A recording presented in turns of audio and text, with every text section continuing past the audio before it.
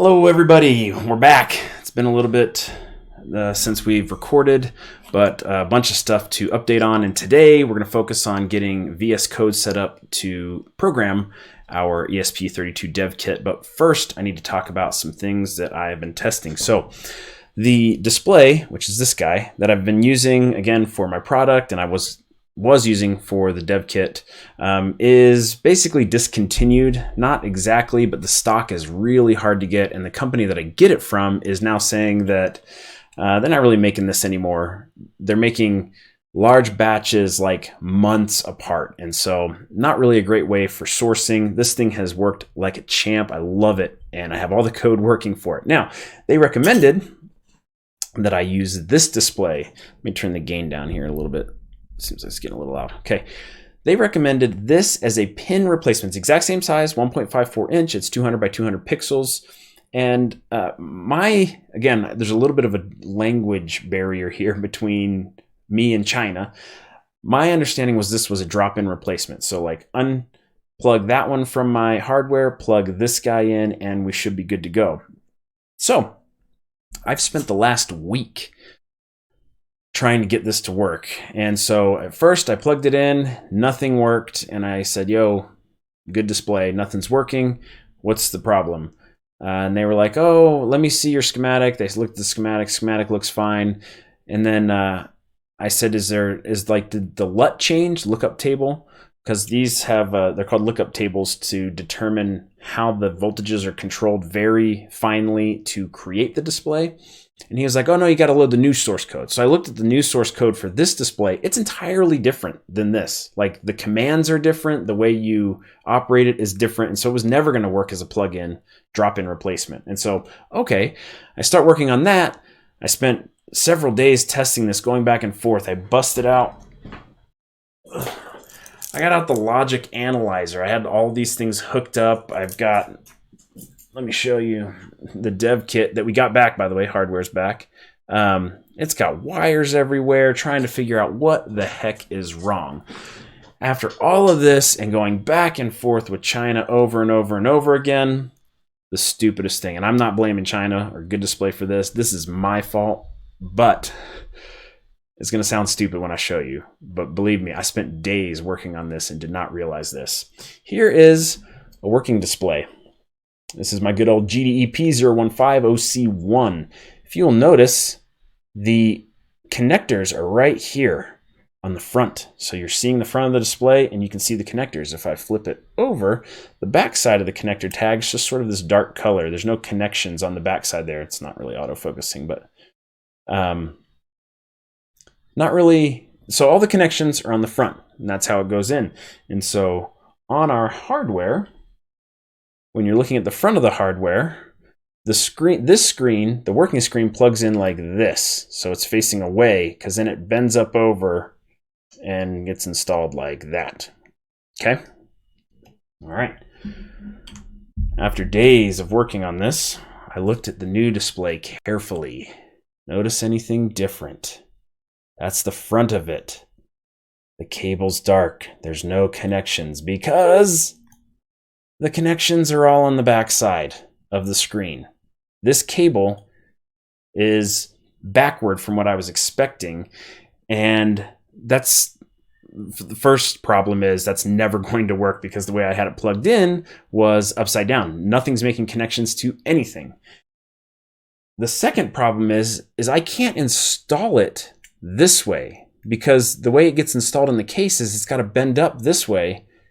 That's going to be the back of the screen. You're not going to see anything. Like, I have to have it installed the opposite way, or else I have to do a redesign of the hardware, move the connector to the bottom of the board to have it come up and around. I would have to do a whole refactor of the layout. And so I finally reached back out to Good Display and said, this isn't working. And what I also did was I finally flipped it around, because according to their diagram, the pins should be correct by just flipping it over. So again, it's supposed to be installed like this, but if I just flipped it and did it like that, it should have worked. It did not. And I actually ruined the input pin on this somehow. I don't know. I think the busy pin I broke on that. But anyway, I reached out to Good Display and I was like, this isn't going to work. And the problem is there's not a lot of these specifically sized displays, and I've really kind of designed around this size display. So I have reached out to Alibaba. I found another distributor that has what looks like my old kind, and so we'll see how they can handle stock. And then Good Display finally got back to me and said, oh yeah, sorry, you need to find a top connector. So these FPCs, this connector right here, they come in two versions, top connection and bottom connection. This is a bottom connection because it's expecting the fingers on the cable here, the connections, to be down on the bottom. Now, what they would like is a top connection. And then he did say, oh, and the mass-produced version of this new display is going to be the way I would expect it. And so they sent me 5 displays that don't work and are not going to work with the hardware. So I can't test it, which means I can't get the next version of the hardware off to China to, try another run. I need to wait. They did say they were going to send me 5 new displays at no cost. I just have to pay the shipping. Joke's on me, the shipping's more than the cost of the displays. Maybe I should tell them I'll pay for the displays, they pay for the shipping. Anyway, so we've got more displays coming that hopefully work. Like, we need this stuff to work. And so that's where we're at on the displays. It's a mess. I spent days with the stupid thing plugged in the wrong way. Like, wow. If I just really stop for a second, you get so far down the rabbit hole, you're not thinking about these things. If I just stopped for a second and really looked at it, I would have noticed, hey, there's no connections on this side. They're on the back side. That's not going to work. So anyway, that's where we're at. What we're going to do right now, though, is I'm going to switch the view. Is because we got to wait for more displays to come, we've got some stuff that we can actually do on the hardware. So we've got some things we need to fix, like the header needs to be fixed. We need to adjust the TX and the RX pins, which are backwards. We talked about that previously. And what else did I have here? We might mess around with the edges. These right here, the cutouts. We might shrink those just a little bit. We'll see. But what we need is a dev environment. And the way that I have been programming ESP32s in the past is I set up this whole Docker thing. Espressif has a Docker solution out of the box that you can use. And so I was using that. It's a little homegrown, it works and it's supported, but I found out that Espressif actually has a plugin, or extension, sorry, not a plugin, an extension for VS Code. And so I think that's what we're going to use, because that is a super easy way for anybody to get up and running. VS Code is free, and you install the extension, boom, you're up and running, ready to dev on this. And so that's what we're going to do today in this stream. We'll see how long it takes, whether we call it.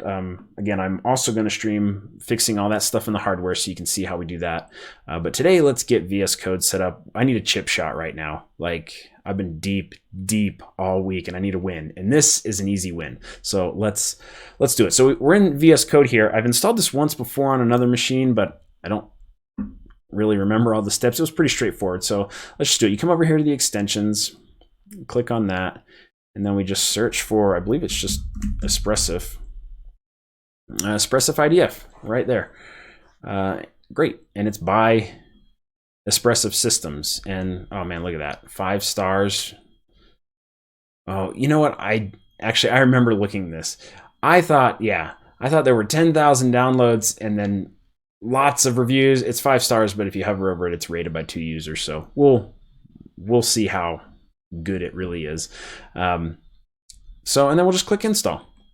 And what I do remember about installing this before is this. And this is really cool. I don't know if I can make this bigger. Let me Control plus. Okay, yeah, a little bit. What's really cool about this versus other extensions, and I understand why most extensions don't do it this way, I really appreciate that Espressif does it this way, is it walks us through installing everything and pointing the paths to everything. So every tool chain that the IDE is using, you not only have an idea of what things it's using, but where those things are located. So if anything ever goes wrong, I know that it's saying Git and Python are required, and a couple of other things as we'll go through here. So CMake and Ninja are required in the environment path. So show onboarding on Visual Studio Code start. I don't think we need to. We only need to do this once. So where to save configuration settings? Sure, user settings. What are my other options? Well, okay. So here's first off, where to save configuration settings. I'm assuming this is configuration for all of the IDF, which, user settings is going to be more global for VS Code. Workspace settings, workspace folder settings, those are going to be much tighter. I'm just going to stick it with user. Let's stick with user settings. The great thing is we can always change this, and we should be able to see. How do we do this? I think it's like where is it? Command P. Nope, that's not what we want to do. I'm on. You can see this. It's off. Okay, that's no good.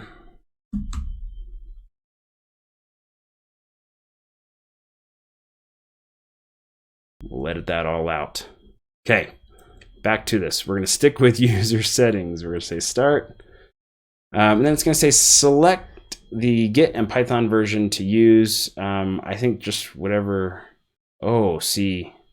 This is why I like that it doesn't choose things for me. So it's going to say, do you want to use the platform IO pym bin Python? Like, no, I don't. I would rather use user bin Python.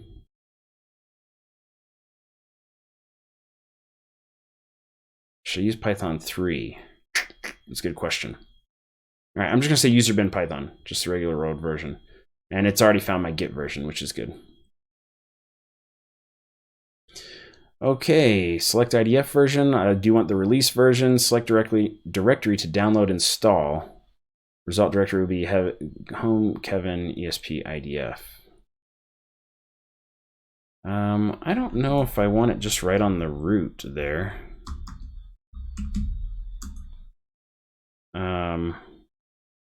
Where'd my files go? Okay. Home Kevin, do I want it just right at the root?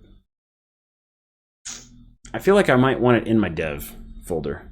Let's do this. So it'll be with everything else. And I believe I don't have an esp-idf in there. Yeah, okay, so let's put it in my dev folder. And I'm gonna click here to download. I'm gonna go ahead and download that. Sorry for the technical difficulties there.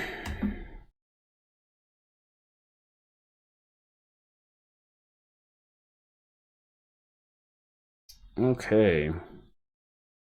I said I needed a chip shot, an easy win, and this is what I get. My main screen, by the way, down here, over here, is still messed up. My two heads-up monitors are back to normal, but my bottom one, the resolution is way off. Maybe I can look at. I'm trying to fix that while this. I'm afraid of touching it now because I don't want to make it worse.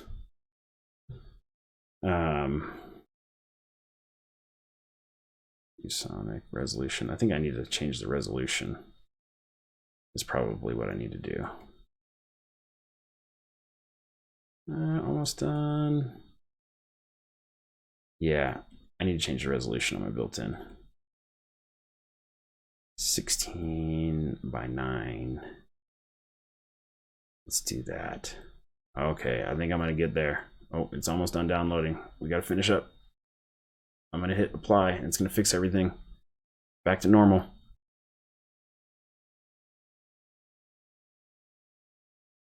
Okay, much better. Sort of. Almost much better. I think I need to make my resolution just a little bit more, but we're good. We're gonna move on. Okay, go to esp-idf tools setup. Do you want to download the esp-idf tools or use existing directories? I don't have existing directories, so let's download the esp-idf tools. And this is going to put them in homekevin.esp. Yeah, and that's pretty common. That'll just be a hidden folder. Oh, so it's gonna. Here's the tools: the Extensa ESP32 ELF, the UOP ELF, and the OpenOCD. So this is another thing that I believe I could get OpenOCD to work with Docker the way I had it before, but this is all super integrated. I should be able to, fingers crossed, we'll test this, be able to debug right here within VS Code because of how they're going to install everything here. So let's just go ahead and click download. Specify does this create? Yep. Okay.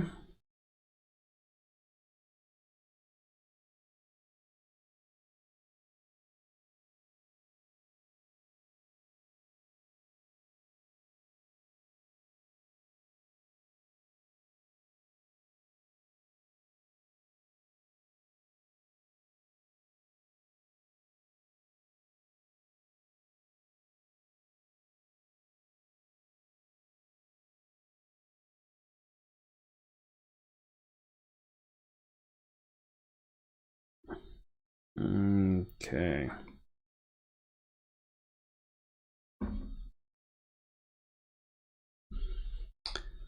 Installing Python virtual env. Okay, cool.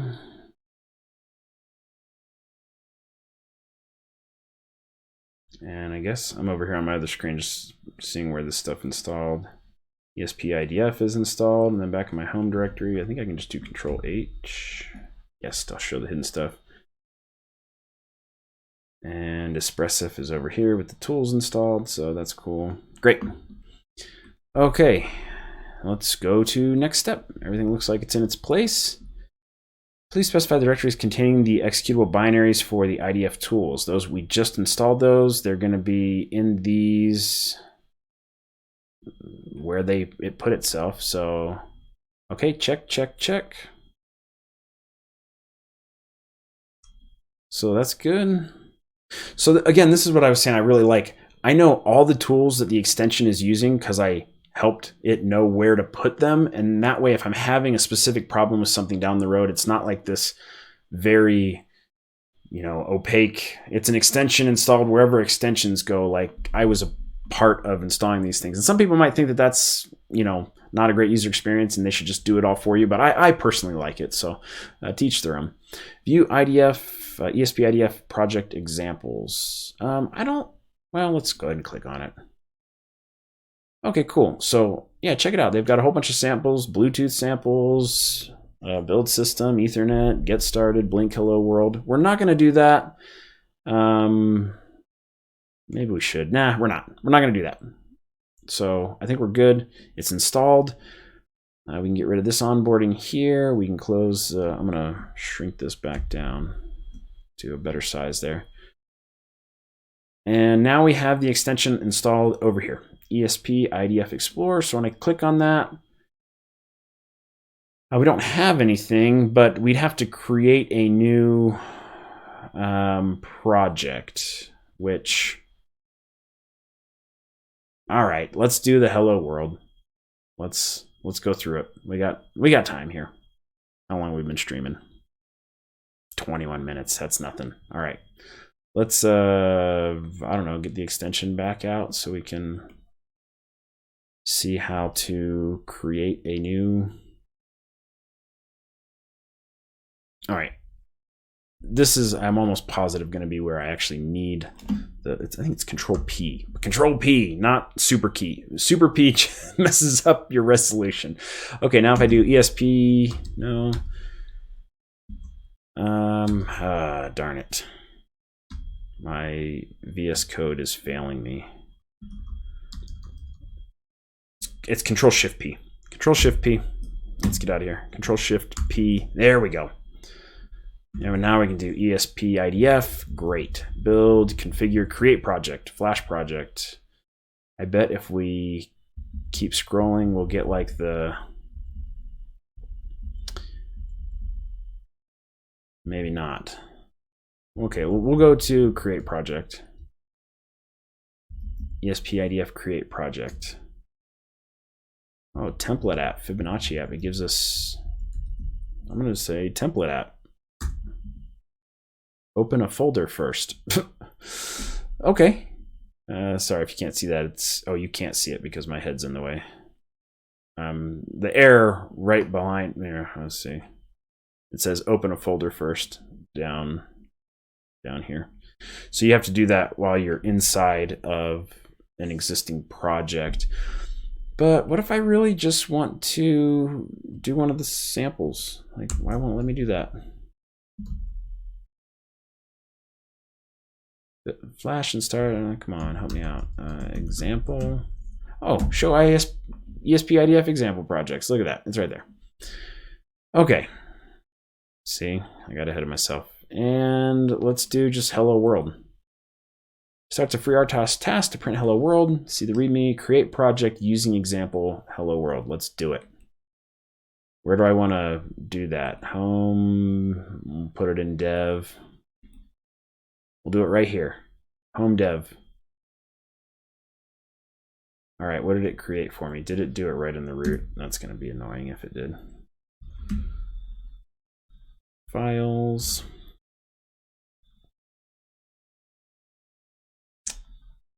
Oh, no, it created a folder for it. A hello world folder. Yep. Okay, cool. So great. And it creates all these, yep, the CPP properties, launch JSON settings are all in here. Great. Tasks. Oh, look, it even has tasks built out for you. So cool.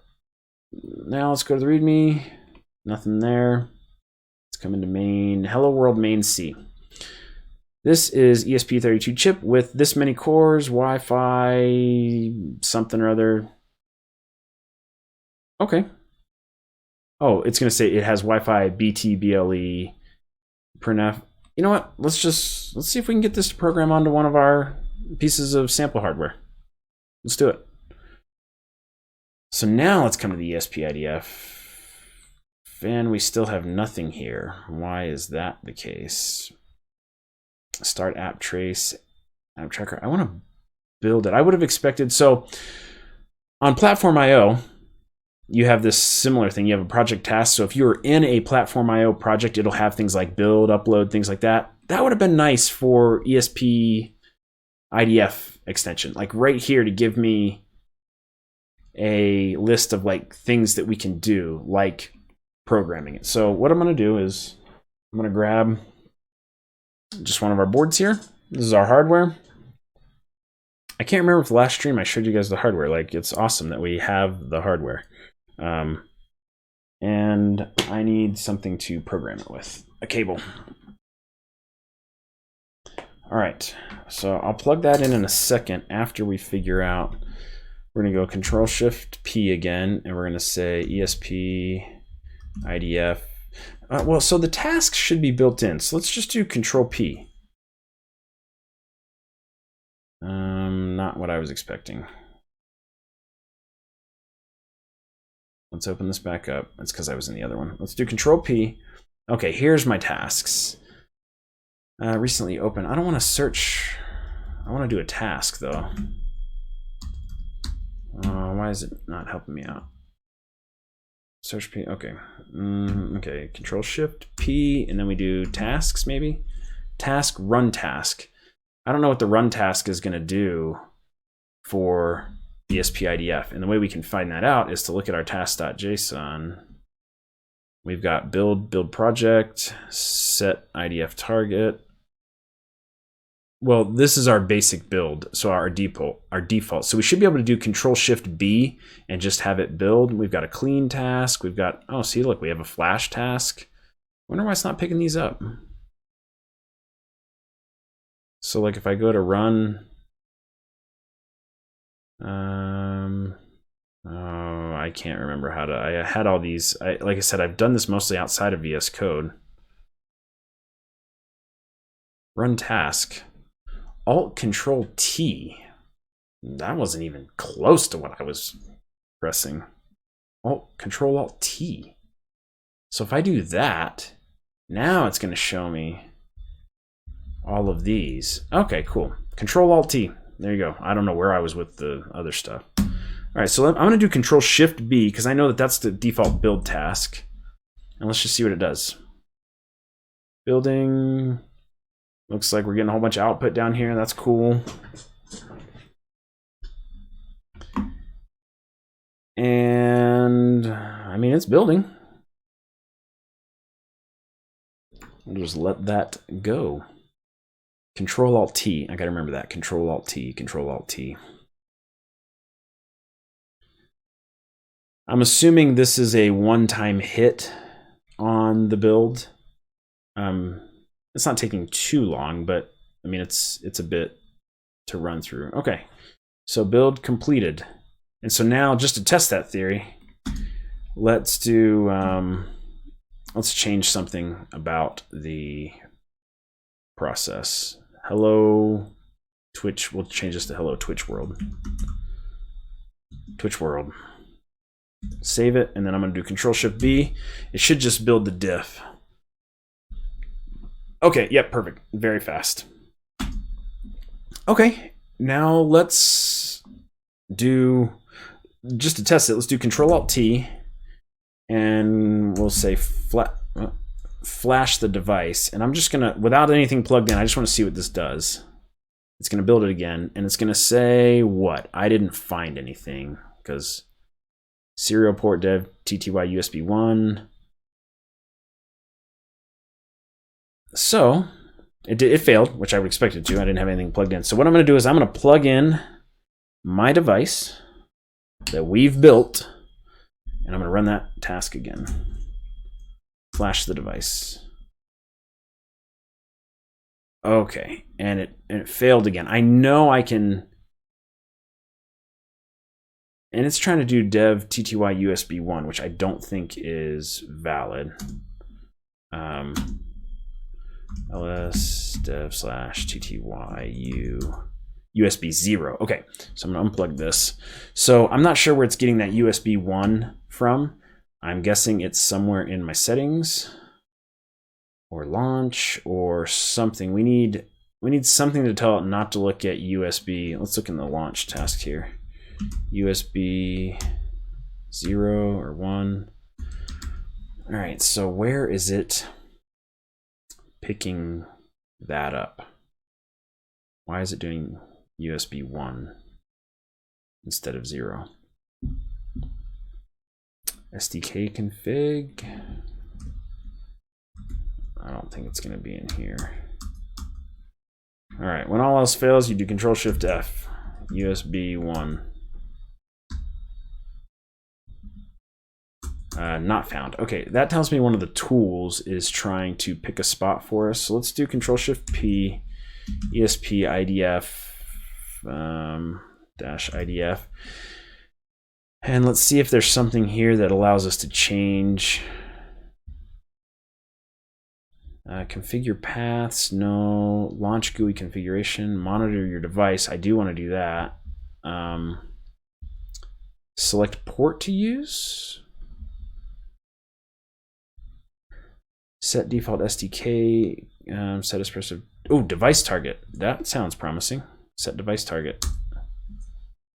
No, that's not what we want. Okay. esp-idf. It could be select device configuration, maybe. Let's try that. Device port. Maybe it is the device port that we want to do, not the device, because the baud rate, yeah, okay. So let's do device port. Yes, we want to do USB 0. Now, we'll hit enter on that. Device port has been updated. My question is, where did it update? So let's look in settings right there.